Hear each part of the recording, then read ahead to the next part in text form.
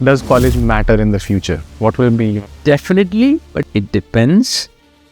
When in this era of AI, when things are getting better and faster, what is that one skill that you want students to learn? You believe machines are not good at, or they will not be able to do. ChatGPT and AI systems all the time is almost like you have never touched an aeroplane, you learned piloting through simulators. I would argue that because of AI, the role of teachers are now even more important than ever, but that role has changed. If you're asking a question for the last 50 years and still asking that question, what do you understand by that? Probably we are asking the wrong question. The people are having issues remembering things. Yes. Because there is too much that you are consuming. Yes. Our mind is unable to process in old age. Yes. You've traveled across the world. You've been in Japan, US, Europe, a lot of places. But that one moment that completely changed your perspective about education and leadership. So do you think creativity is something as a skill engineers should focus on now? Creativity meaning creativity for problem solving. That has always been the case. But the question is, how do we prepare them?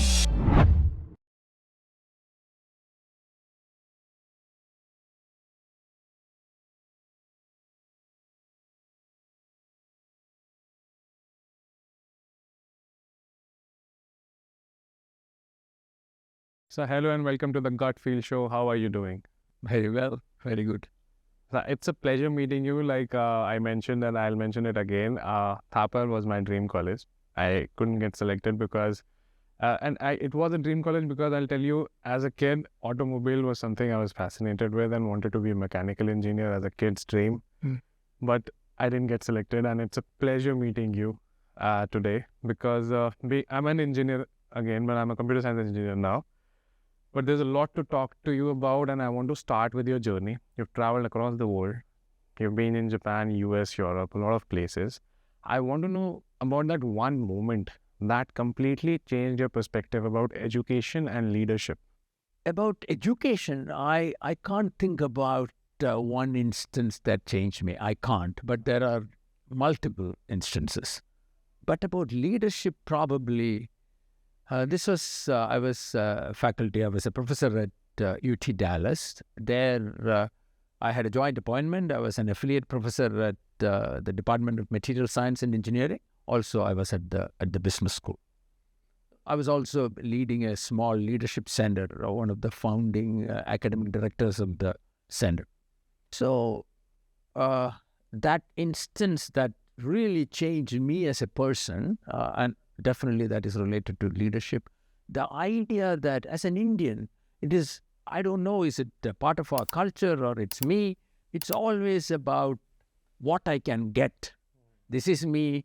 I have 2 PhDs. I have global experience, and it was all about what I can get. And I'm generally happy. I was happy, but at the same time, but this what I can get.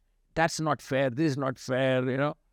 That one day something happened, a switch from what I can get to what I can give. That changed absolutely everything in my life. Today, the deep, from my heart, I rarely think about what I can get. That freedom has changed everything in me and the way I see the world. That's a very deep thought, actually. That's a very, this is something which people get with some kind of awakening.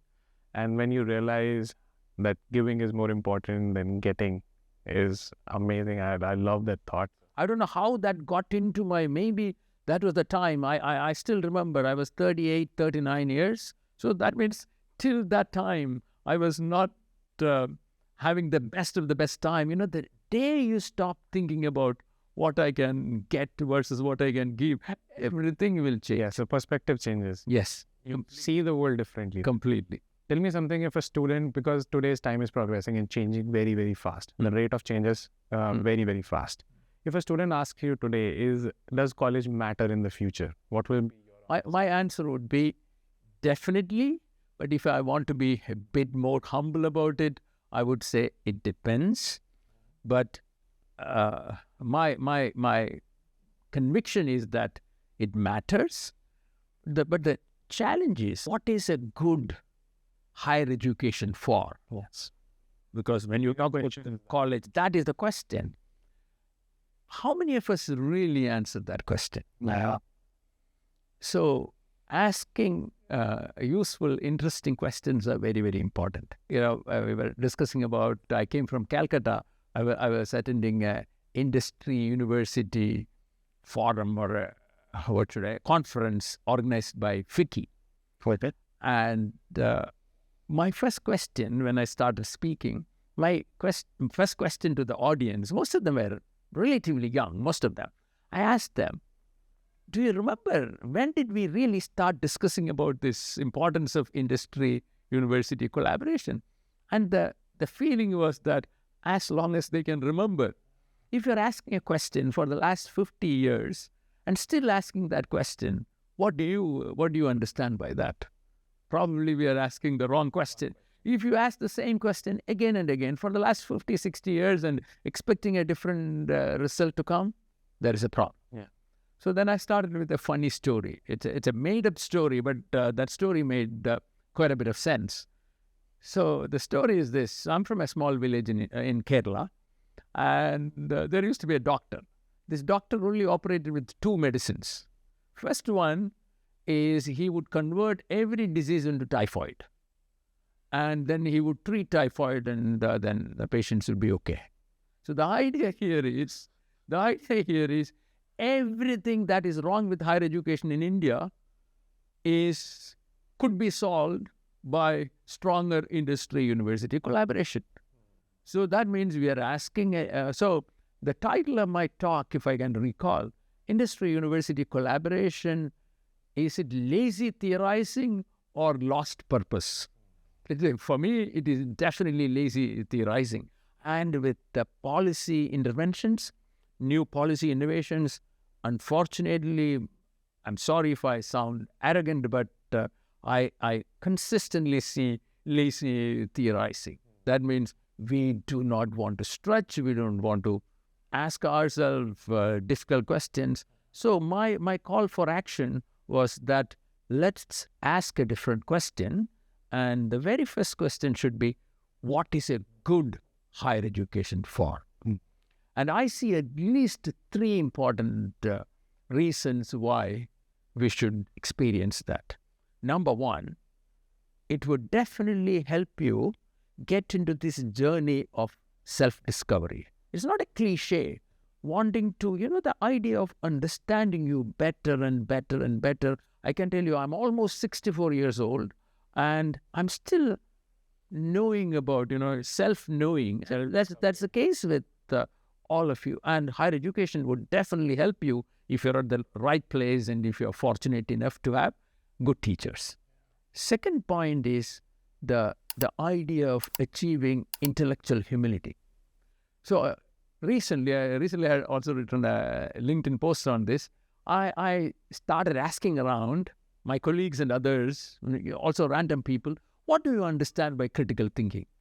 Critical thinking is a phrase that is often used but least understood. There are many, many phrases or words like that. So, for example, in the US, freedom is overused, not at all understood. Politicians and other people of vested interest, they can always frame everything in the name of freedom and influence people. Same way, in the intellectual circles, it's all about critical thinking. What is it? What is the starting point of critical thinking? I asked around. I must tell you that answers were not neither convincing or satisfactory. So the starting point of critical thinking is intellectual humility. So the idea that I could be wrong, the idea that I need to be more open. So that is the starting point. It is not doing advanced mathematics or serious complicated modeling or programming or asking the most difficult questions. No. It is that idea that I could be wrong. Coming out of that ego bubble. Yes. Sometimes, yeah. We build those ego bubbles and we are sort of confined in a small space and silos. They don't come out of it. Yes. And it is not just that ego bubble. We are unfortunately enslaved by both our biology and our ideology. My children, at least my younger son, he would always challenge me when I talk about biology. He is much smarter than me, so he can come up and challenge me, and then I may not have good arguments. But I still believe, what do I mean by biology? For example, some of us would get irritated quickly compared to others, right? Some of us can run faster than others. So when it comes to physical activities, we accept biology. Yeah. Okay. When it comes to cognition, there is some kind of an issue. Everybody is equal if you try hard, and that's not the idea. Everybody need not be equal. We are unique. And our uniqueness, see, what you're trying to do is to get the best out of your uniqueness as a person. You're not trying to be the world champion wrestler in the world. That's not the idea. So when I say we are enslaved in biology and ideology, is that even this, our inability to come out of that bubble, if you want to use that metaphor, that's also partly our ideology and our biology. But we can purposefully work with it and refine it for becoming intellectually more humble. With introspection. Yes. Yeah, and also be a lot more open to other people's negative criticism. Personally, I also don't like negative criticism. But whenever I was open, whenever I was reflective, I think I benefited. You're absolutely right about it. I've also benefited a lot, and I'm now very open to negative criticism. I don't associate any emotion to it now. I process it, and I take away a thing from it which I can work on.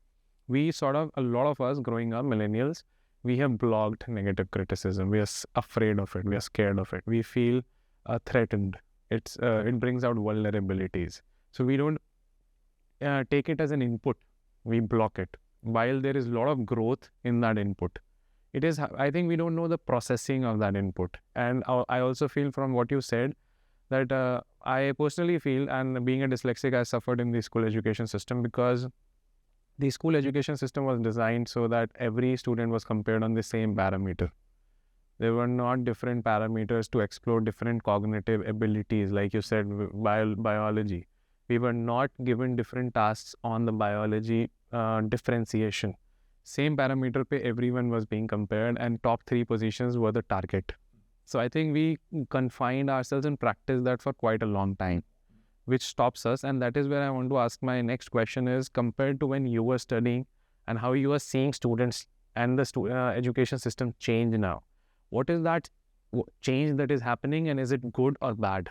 I'll come back to this question because I did not finish the previous question. Right. So I said the 3 things about the answer to what is a higher education for: self-knowing, achieving intellectual humility, and the final one, probably it is even more important, is to get into this journey of seeking excellence. See, excellence is not achieving the highest quality of anything.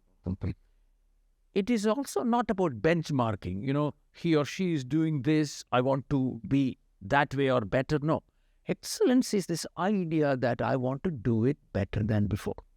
Compared to yourself. Compared to yourself. You are constantly in a compassionate competition with yourself. Not the outer world. No, not the outer world. You are not in horrible competition with yourself. You are in a compassionate competition with yourself. Passionate comparative competition where you are trying to do better than the last time. Yes. And the reason for this is, look at us as a society. We are a group of very smart people. But remember, the strength is not just about how smart individually we are. It is about how well we collaborate and take care of others. So, if you look at different aspects of our society, we do quite well in areas where criticality is involved. See, for example, I was talking with somebody. Out of 62 certain space launches, last two failed, but 60 were relatively successful. So if you generally look at the data, our space program is one of the best in the world and also the most cost-effective in the world. So when criticality is involved, because there is nothing like a half launch. Yeah. All right. If you look at our nuclear safety, it is probably the best in the world. There is nothing like a leaky reactor. It should be not. The stakes are too high. Yes. Criticality is involved. There is nothing in between, So there are no loose ends. No. You have no opportunity to somehow it would work. That would not work. So when criticality is involved, we do a fantastic job. The question, the third point of higher education is about preparing our young graduates to excel or achieve excellence even when criticality is not in. See, for example, day before yesterday, I took a flight from Chandigarh to Calcutta. Same flight number. So the idea was this flight would have a stopover in Delhi, and then after about 45 minutes, it would go to Calcutta. So just before boarding, my app showed one boarding pass, electronic. Then just before boarding, they scanned and they said, oh, you need 2 boarding passes. I generally travel, so I didn't think that much about it. Boarded, just before landing, I asked one of the flight attendants, and she said, yeah, we will announce. Most probably this is the flight. So she was non-committal, but very polite. Landed. They did not announce anything specific about onward Calcutta passengers. All went out except 5-6 of us. And finally they said everyone should go out. So it was a bus transfer. They took us to the regular place near the belt. Then we had to climb up. And that security place was totally jam-packed. Then we had to exchange the boarding pass one more time. Somebody was standing there with a bunch of boarding pass and exchanged, and we went through all this, ran, and finally reached. So what is it? But I must admit that I've had excellent experience with Air India. I'm not someone who would say that, oh, this is wrong, that is wrong. That's not my idea. So I have had many, or the most experiences with Air India, good for me, or excellent. And people were also kind. The idea is the processes were so faulty in the sense that suboptimal. So now think about it. The people standing there must be experiencing this all the time. Yes. So, but they are not thinking about this. So whenever I face these kind of things, 99% of the time you deal with young people, mostly mid-20s. Correct. To early 20s. First job. I always tell them that please think about this idea that what kind of society, what kind of country you want to create. So the idea is achieving excellence even when criticality is involved. Because everything happened. The only thing is we were anxious, stressed and running and everything, but all boarded and the next flight left. So we say back home at Thapar Institute of Engineering and Technology, we say empathy is the mother of excellence. The starting point is empathy. So if you can understand how the other person would feel, how the passengers would feel, if this is the process, then you would think, no, I need to do something so that they would feel better. Yeah. So first part of empathy is understanding other people's or being able to simulate other person's emotions. In their shoes. Yeah. And then being able to emote with them. How do you feel? Those are the 2 aspects of empathy. So if you think about others and change processes, you will achieve excellence because every time you think about something else. One last little point related to this is, I wrote again a LinkedIn post on doing big with the doing small.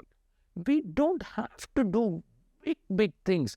We will have to do thousands of small things. Even if as a collective, as a society, if we decide that we are going to use our horn in our vehicles 50% less, I can easily make a calculation of how much petrol we save because the energy is not coming from. In fact, I made a calculation. In one of my presentations, I gave those numbers. It's not that difficult to calculate. And stress levels would also go down because this unwanted honking, you know that we're all stuck, but that is not going to make any difference. Like, do we need any extra money need to be spent?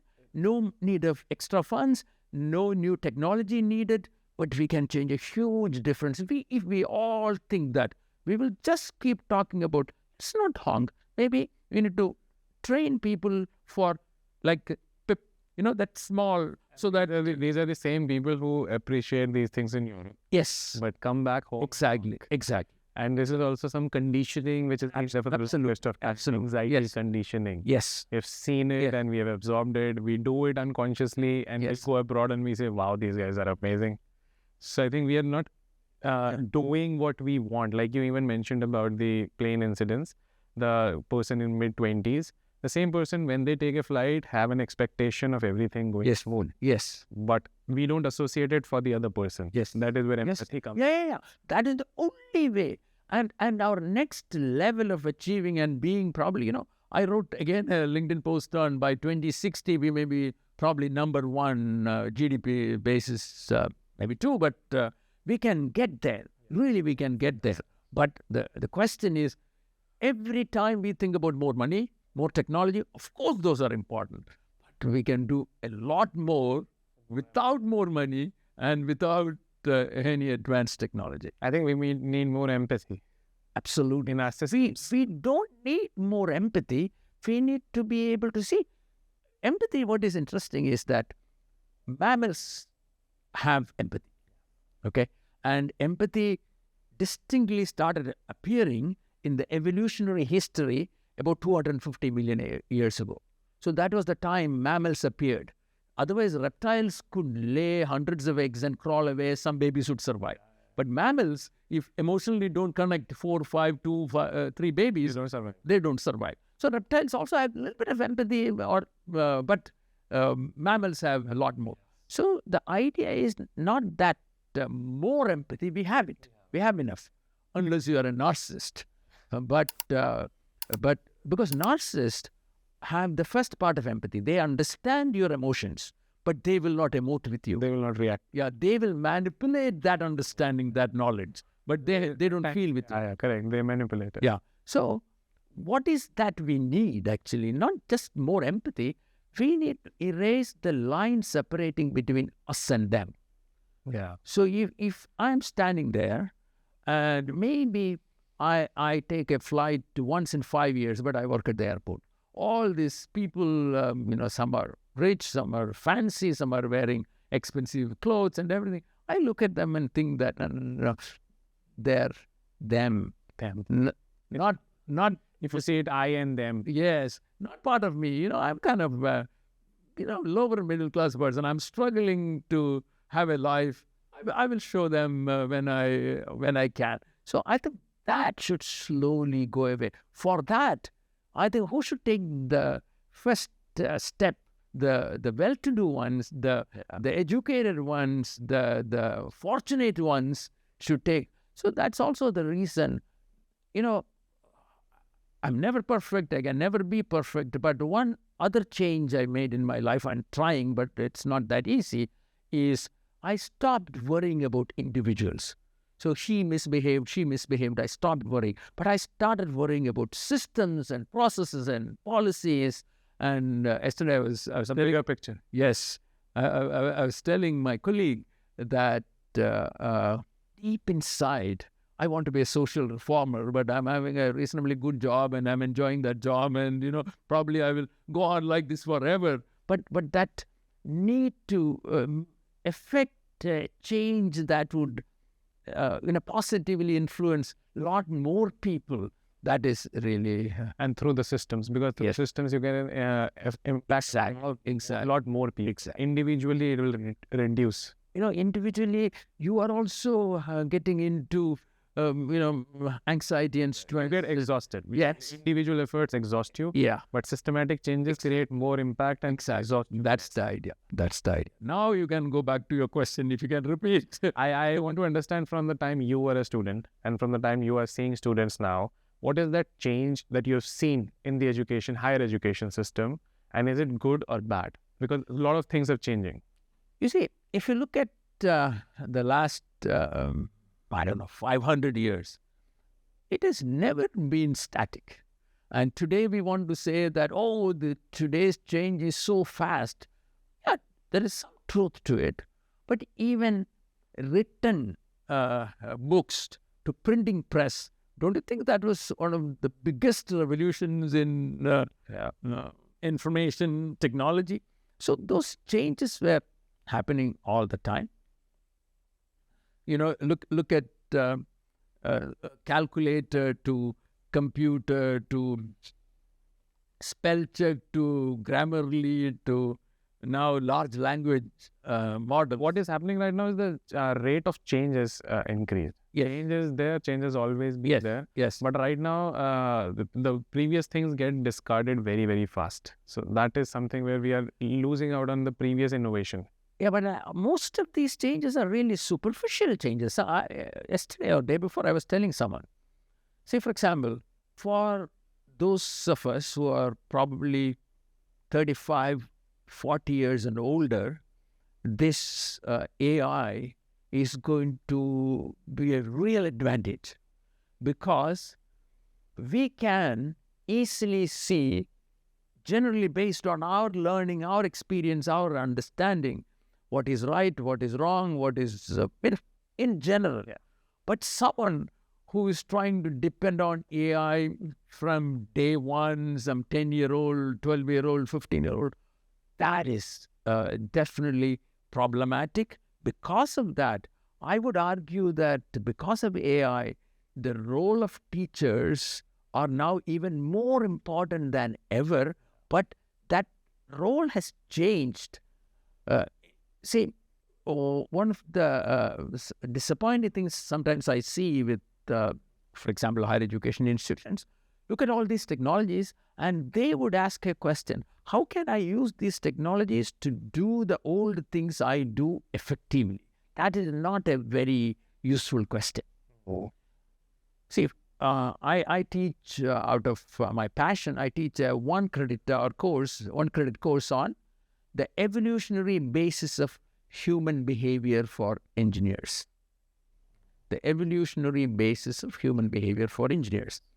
And first 2 semesters, we had it one credit course. We had 100 question multiple choice. From this semester on, we are trying something completely new. What we are doing is, now we have a trained LLM based on my class notes and books and everything. And we voice tag all the students. And the system will group the students into 3 or 4. And a question will be projected on the screen, computer screen or your phone screen. And you are in this group of 3 or 4. Then you discuss that question. And now the answer is also not totally 0 or 1. You also get a score between 0 and 1. Wow, that is amazing. Totally based on how you discuss. While discussing, if you are smart enough, you can also refer a book and discuss. So your understanding, so there's a much better way of like open-ended brainstorming. Open-ended brainstorming, and the LLM is listening because it knows your voice. So you did well, you got 0.9, I got 0.5 or whatever, or you got 1. And so we are completely changing. So it is not about using technology to do the old things and make it efficient. No. In the context of technology, how do you reimagine? So like you were mentioning the use of LLM, and in this era of AI, when things are getting better and faster, what is that one skill that you want students to learn so that you believe machines are not good at or they will not be able to do? Okay. This is a very, very interesting question. See, last 2-3 years, these corporate executives have stopped talking about corporate readiness that much. Before that, you hear this term very often. Your students, graduates are not corporate ready, graduates are not corporate ready. What is it today? Today, even corporations have no idea what kind of readiness they need in the next 2 or 3 years. So 3 years ago, before ChatGPT, who knew this is going to completely revolutionize many, many things? Legal profession to simple programming to all those. So I've had an interesting conversation with an American. She's the head of learning and development of very interesting high-tech, but they're in the space of using technology to help banks to prevent the money laundering. Okay.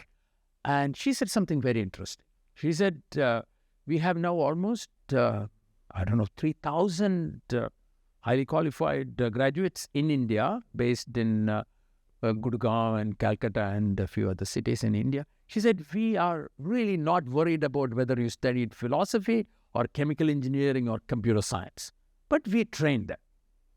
And she said, Indian students are very smart, but the real challenge we face is they do not make decisions. They're always waiting for their manager Someone to take a decision.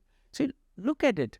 And more companies are going to come and tell us that, we need a generally smart graduate with a good attitude, but we will train them.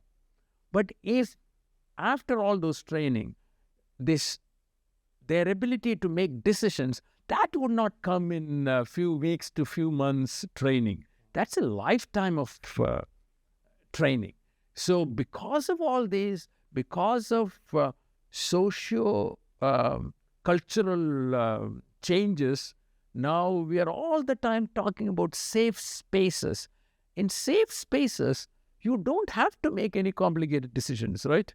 Because every decision has some element of risk in it, because otherwise decisions are so straightforward. So why is a decision or decision-making per se is important? Because you make decisions with limited data, limited information, so there is a risk associated with it, but our graduates are waiting for the manager to... we are in the comfort zone. I was discussing the same thing with a friend of mine. He worked with, he's a computer science engineer, worked with Amazon for 10 years, got exhausted, resigned, he dropped out, he came out of the company, then he wants to be an entrepreneur now. He's struggling with this thing, and we were discussing this. He says, I am finding it difficult to do things on my own now because there's no fear that I'm seeing, and there is no boss to tell me what to do. Yeah, exactly. This is exactly the point. Highly talented person, but clueless right now. Yes. Because out of the system, he doesn't know how to operate. Yeah. So, using LLMs, ChatGPT and AI systems all the time is almost like you have never touched an aeroplane, you learned piloting through simulators. So, finally, when you really need to fly, you need to fly. And you need to get experience. So we are becoming practically less capable and theoretically more capable. Is it like that? No, that is a very crude way of putting it. So you are generally you can do many things, but those things are now more and more automated. So the human skill. So this again, I don't know how your audience would see it this way. Look at how industry has evolved. Started with steam engines. I think that's fairly straightforward. So steam engines replace most jobs needing hard work, power and speed. Even the idea of horsepower. You know how that got evolved? Because when steam engine was discovered, mine owners were asking how many horses I can replace. So this is 10 horsepower, means 10 horses you can replace. So it replaced most jobs needing power and speed. Then comes the discovery of electricity about 130 some years ago, and followed by automation. So electricity and automation replace most jobs needing precision and repetition, producing millions of little chips. You make phones, you make computers. So that got replaced. You don't need any manual thing. And also precision, no human being can do, reach that. With AI, that is replacing now abstracting simple rules for making decisions from very large sets of data. A lot of long Excel files, or you have hundreds of thousands of pages of data. You need to read and abstract simple rules. Now you don't have to do anything. LLMs will do. Yeah. So what kind of jobs our new graduates are going to find? And those jobs are really where you really need human beings. So those jobs are where you have a limited amount of data, small sets of data, but it is cognitively complex and ethically challenging. So ultimately, across the world, if you are not doing any actual physical kind of thing, or nursing, or even those things, a lot of it would be replaced by robots and other systems. But most other jobs, or maybe 90% of the jobs in the future, would be abstracting simple rules from small sets of data. Small set of data itself means that the conclusion may not be that rigorous, or you need to use a lot of your judgment, intuition, everything. So abstracting rules from small sets of data, and when it is cognitively complex, ethically challenging. So that training is not just a few weeks of training. When that company head of learning and development she was talking about, that would not happen in a few weeks. That would come from our higher education institutions. So we can talk about all kinds of things, more experiential learning, industry, university collaboration. But ultimately, all those are important. I'm not trivializing any of those things. But what is really important is who is standing in front of you and who is sitting next to you. Your teacher and the training and attitude of fellow students. So now, training and attitude of fellow students means we must focus way before our graduates enter our universities, from maybe kindergarten to primary school, middle school, high school. How to think, how to see the world. Yes. So in my view, government should spend, or whoever can, should spend a lot of attention and focus on primary education. Absolutely, because I think most of the things that happen post-teenage is repair work happens off the time. Yes. Yeah. We're trying to fix something that, because that's a budding error. Absolutely. When things are being set in your neurons are learning too much, way too much. So it is when you need to understand what is problem solving, because being an engineer, eventually you are a problem solver. Yes. And when you are saying AI is making things good because it's taking the manual things away. Now, as a problem solver, does that give you more creative freedom now? Because I think your the labor work has been taken away with AI. That's the good thing, I believe. So do you think creativity is something as a skill engineers should focus on now? Creativity meaning creativity for problem solving. That has always been the case. But the question is, how do we prepare them? So that depends on the right learning and pedagogy. What is that? You see, the biggest challenge our nation is facing, India is facing, is being able to find passionate, trained teachers. Look at it. In India, who would typically become a teacher? I would argue that less than 10% of our current school teachers or university professors, they are like, I want to be a teacher, I want to be a professor, I want to be a researcher. 90% of them just happened. I did not find another job after my master's. Then I thought, a teacher. Yeah. No, parents or teachers, at least then they have an inclination towards doing. So that will come in that 10%. 90%, or I tried something, it did not work. Accidental teachers. Yeah. And unfortunately, probably 80-90% of them are that. So the challenge is, that's still okay. The challenge is, how do we train and retrain to be that group of teachers who would constantly, again, starting point is empathy. Think about, okay, I'm going to teach this particular lesson. And how do we start? Do I just straight start with a set of PowerPoints and some bullet points, or I will start with a question? I would do something differently. And That becomes the context. how do we enhance an interesting discussion so that they would go home or go out of the class with many, many interesting questions they would ponder and come back next week, next day. So the idea of the pedagogy is, how do you design your learning? It's all designing the classroom. How you can fire those right neurons. Absolutely. And a lot of cognitive science should go in, a lot of social psychology should go in, a lot of learning science should go in. Of course, you need to incorporate that with the right technology. So that is going to be way more important. But remember, this is seriously an attention deficit culture across the world.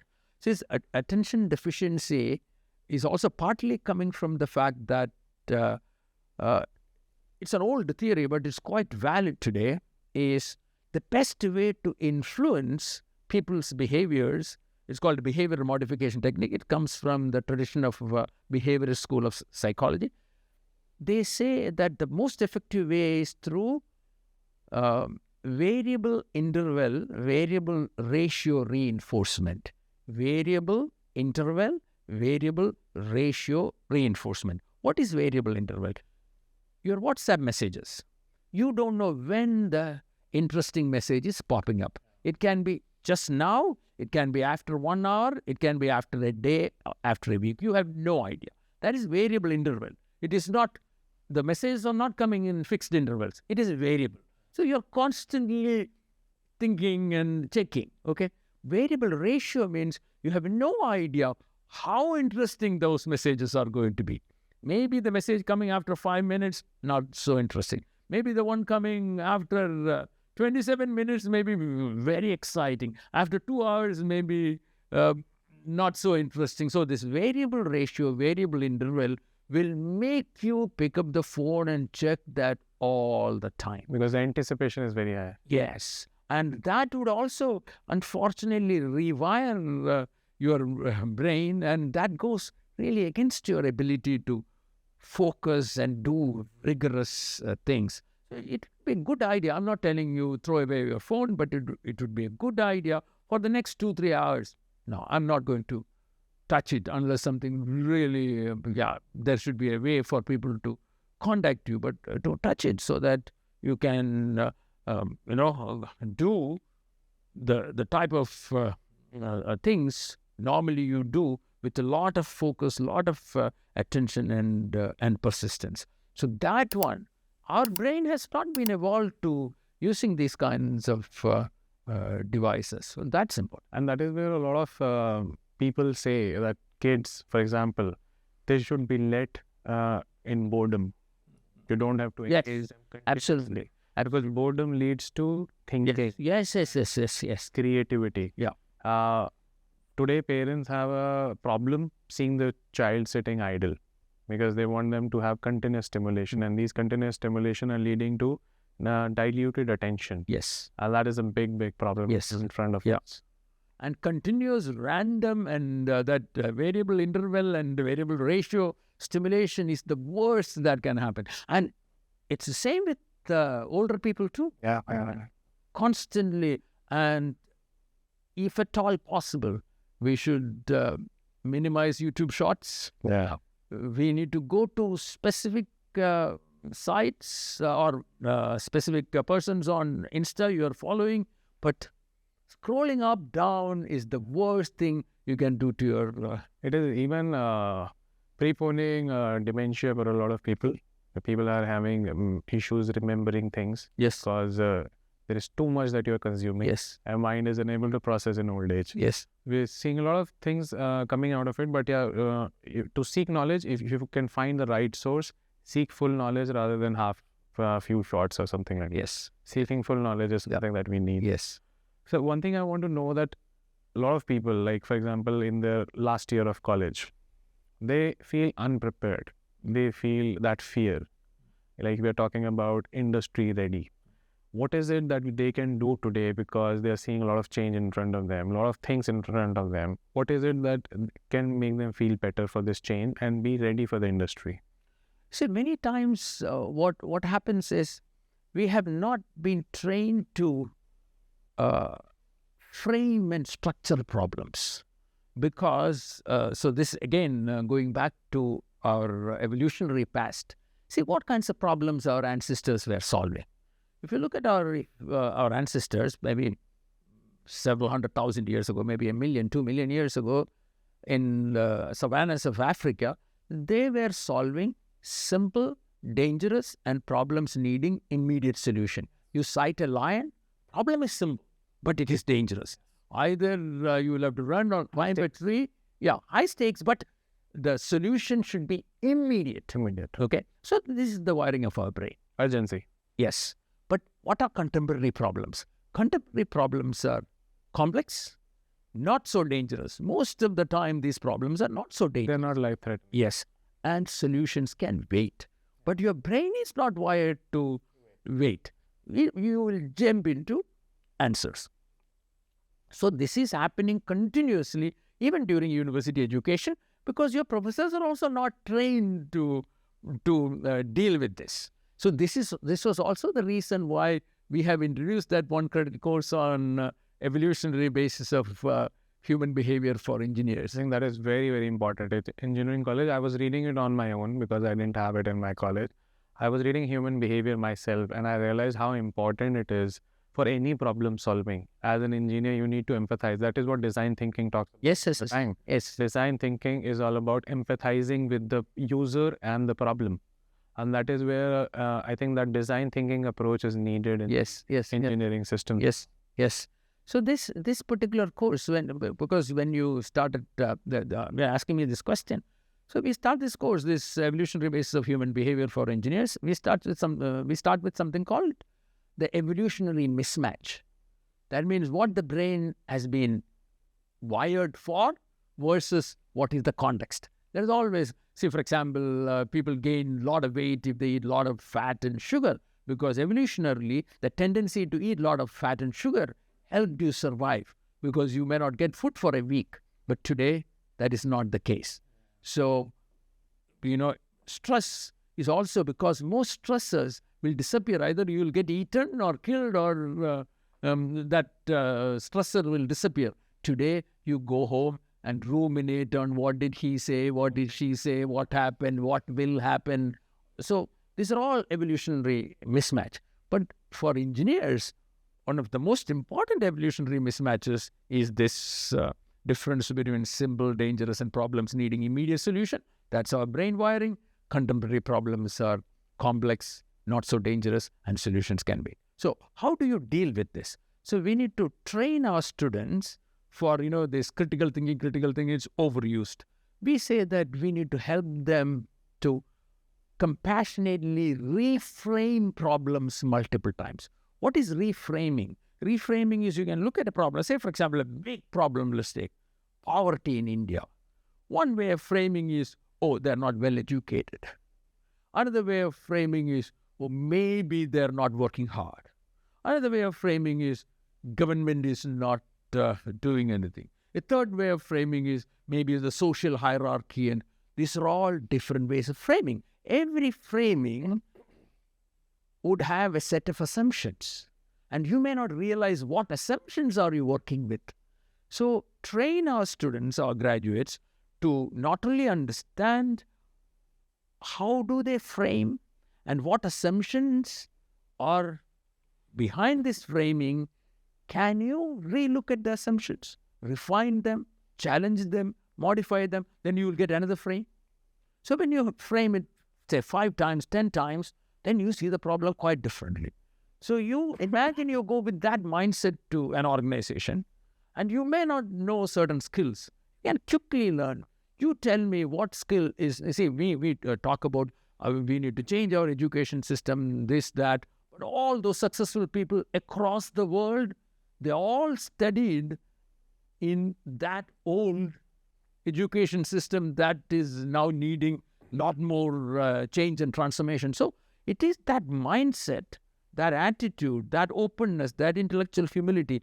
If you go with that, this technology I don't understand, I will quickly learn or something else. But if you don't have the ability to make decisions with limited information, I think that's kind of a learning for a long time. So the idea of who is standing in front of you and who is sitting next to you is very important, especially the person who's standing in front of you. So we not only we focus a lot on our primary, middle school education, I think we should have, in my view, hundreds of institutions of national importance for training teachers. Yeah.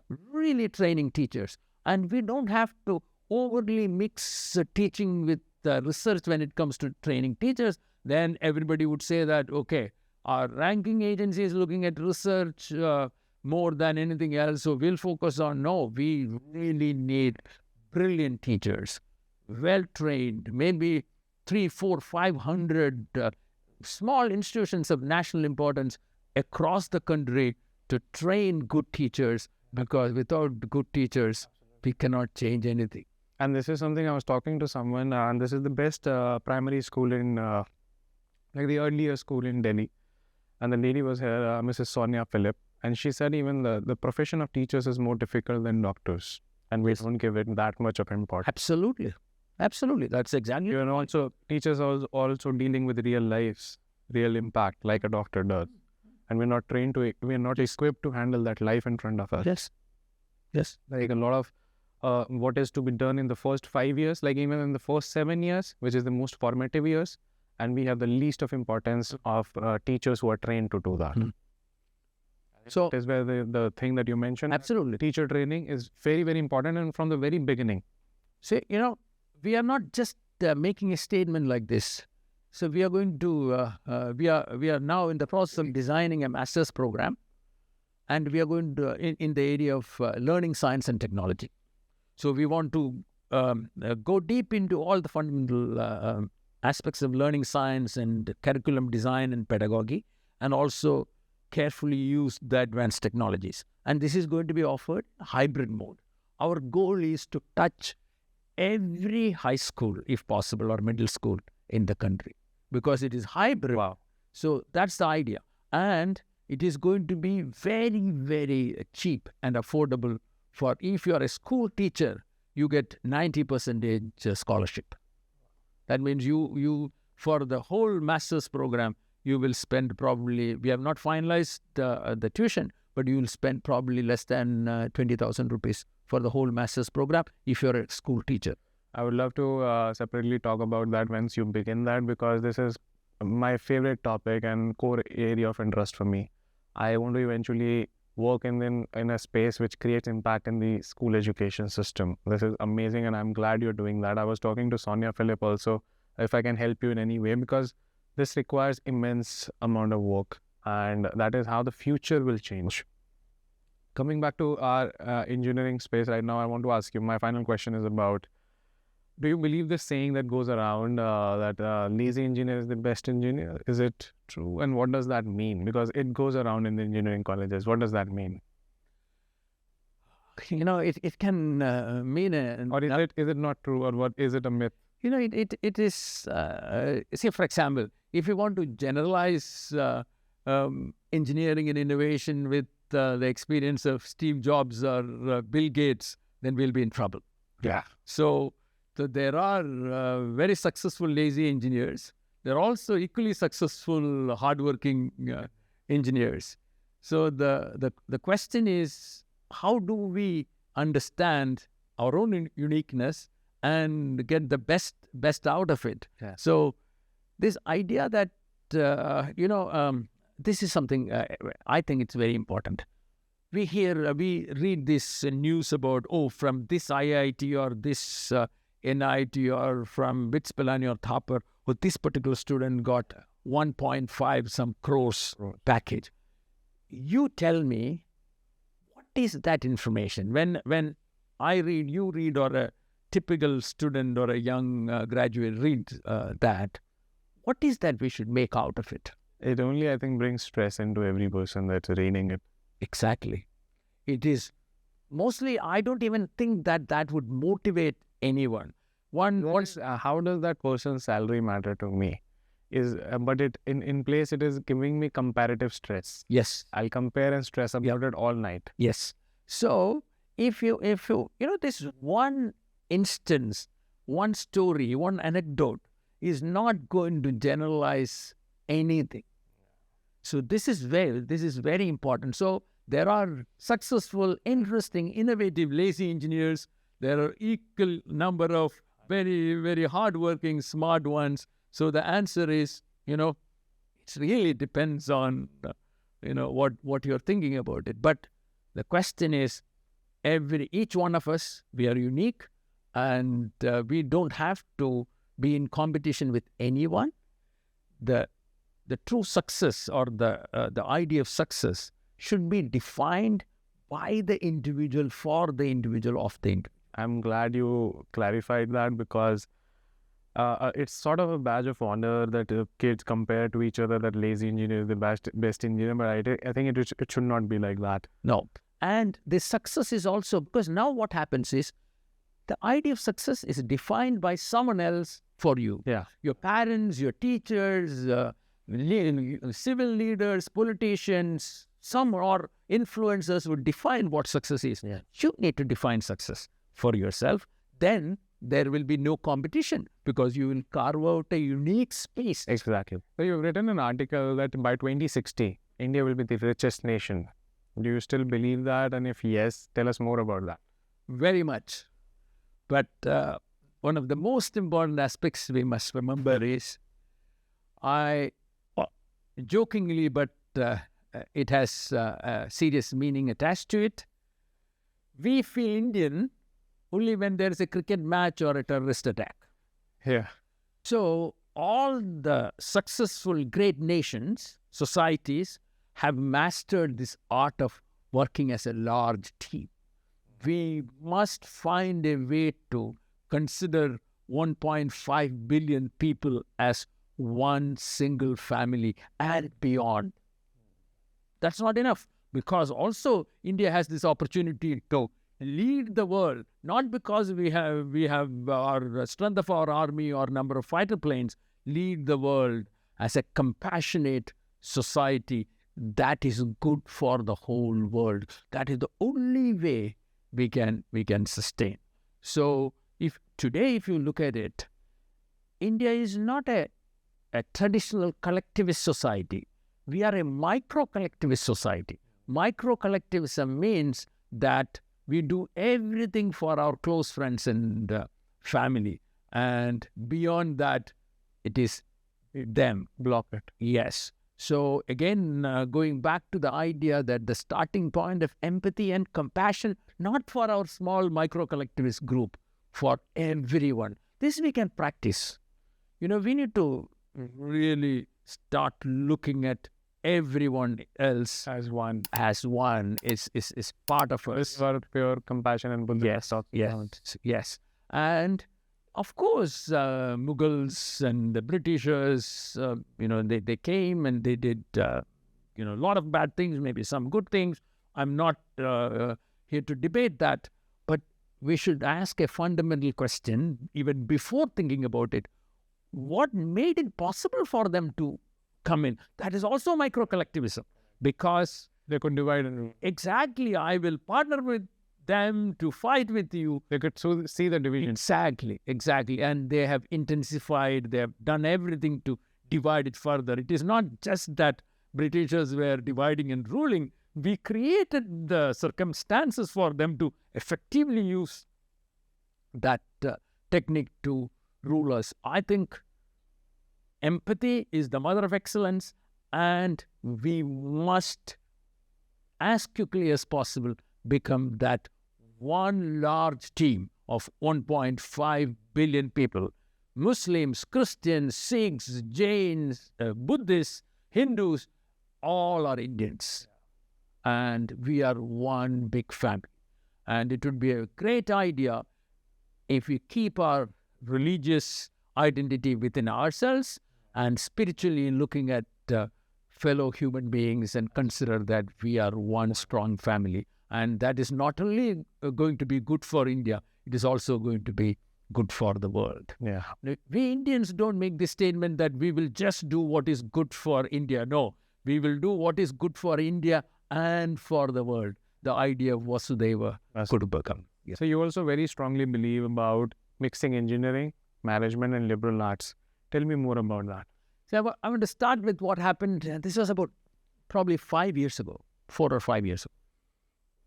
US forces left Afghanistan, and everyone, all the pundits and all the great thinkers, told the whole world that, everything is stable. If at all Taliban would come back, it would take years before they come back.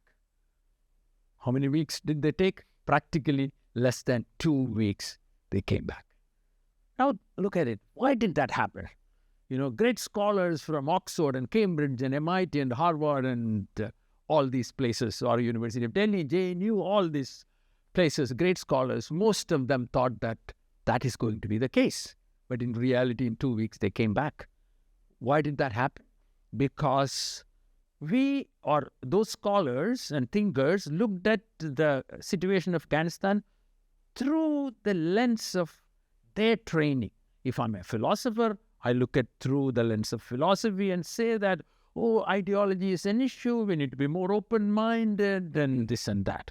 If I'm an educationist, it is all about educating them. Women should be educated, all should have access to schools and universities. And if I'm an economist, I would say that, it's about quick economic development, and once their per capita improves, everything will. If you're a political scientist, you would say that it is training the next generation of political leaders.